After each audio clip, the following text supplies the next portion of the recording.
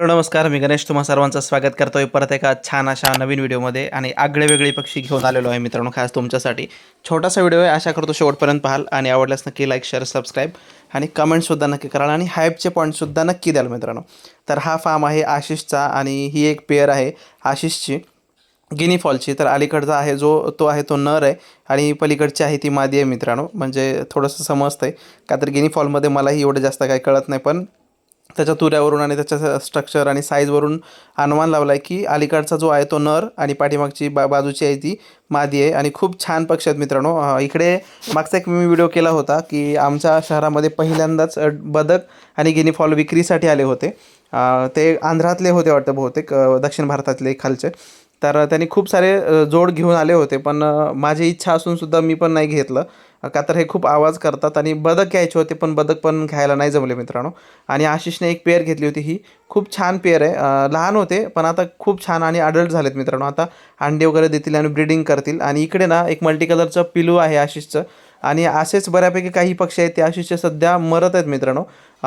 May be जास्त मला तर ऊन आहे, हिटस्ट्रोक असेल त्यांना, पण सर्दी पण आहे मित्रांनो. बऱ्यापैकी पक्षी गुंगत आहेत, नाकातून पाणी वगैरे येते आणि डोळे वगैरे बंद करून घेत आहेत आणि काही दिवसानंतर मग पिंजऱ्यामध्ये मरत आहेत संध्याकाळी. तर असा प्रॉब्लेम चालू आहे सध्या आशिषकडे आणि त्याच प्रॉब्लेमचं काहीतरी सोल्युशन काढण्यासाठी मी आलो होतो. आशिषने बोलवलं होतं आणि मग इकडे नवीन पक्षी बघायला मिळाला. आशिषकडे प्रत्येक वेळेस मला काहीतरी नवीन पाहायला मिळतं मित्रांनो. तो कुत्रे पण ठेवतो, ब्रीडिंग वगैरे करतो, छान पश्मी, कारवान, परत आणखीन जर्मन शेपर्ड, असे बऱ्यापैकी कुत्रे पण आहेत त्याच्याकडे. आणि हा राजहंस आहेत, बदक आहेत, गिनी फॉल आहेत, लव बर्ड्ससुद्धा आहेत मित्रांनो त्याच्याकडे. कोंबड्यांमध्ये पण गळाकटू आहे, साध्या कलरमध्ये आहेत, मल्टी कलरमध्ये आहेत आणि दाढीवाला कोंबडा पण आहे तो त्याच्याकडे. काय बोलतात त्याला, फायटर वगैरे त्याच जातीचा काहीतरी आहे. तर खूप छान पक्षी आहेत आणि सगळे पूर्ण वेळ फ्री रेंजमध्ये असतात मित्रांनो. आणि हा एक पक्षी खूप सुंदर पक्षी आहे, पण आजारी आहे मित्रांनो. आणि हा दुसऱ्या दिवशी मेलासुद्धा, म्हणजे आजारी होता खूप. आणि हेच बघण्यासाठी मी आलो होतो, त्याला औषध वगैरे सजेस्ट केलं, पण हा नाही वाचला. आणि दुसरे पक्षी नंतर मग वाचायला चालू झाले मित्रांनो. आणि मग तो आजार हळूहळू रिकवर झाला त्याच्या फार्मवरती जो होता तो. आणि ऊन पण इकडे खूप आहे मित्रांनो. राजहंसाची जोडी पण विक्रीसाठी होती, मागे याच पक्ष्यांचा मी शॉर्टसुद्धा टाकला होता. बदक पण हवे असतील तर आहेत आशिषकडे, जर कोणाला हवे असतील तर बघा. आपण नक्कीच आशिषकडून घेऊन देऊ शकतो मित्रांनो. सध्या कोंबड्या विकणं आशिषने बंद केलं आहे, म्हणजे का तर आशिषला आणखीन पक्षी वाढवायचे आहेत. आणि अंड्यांचं उत्पादन इकडे आहे छान.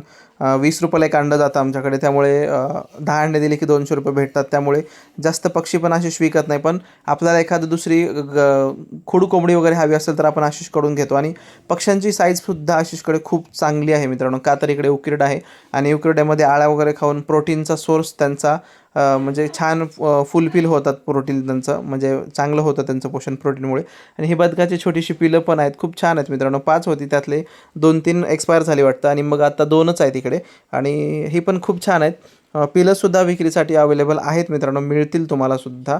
तुम्ही नक्की घ्या किंवा नक्की कॉन्टॅक्ट करा. मी स्क्रीनवरती नंबर देतो आहे, माझाच देतो आहे, तुम्ही मलाच कॉन्टॅक्ट करा. आणि आशिष इन्क्युबेटरसुद्धा देतो मित्रांनो बनवून थर्मोकॉलचं. जर हवं असेल तर नक्की घ्या. आवडल्यास लाईक, शेअर आणि सबस्क्राईब करा.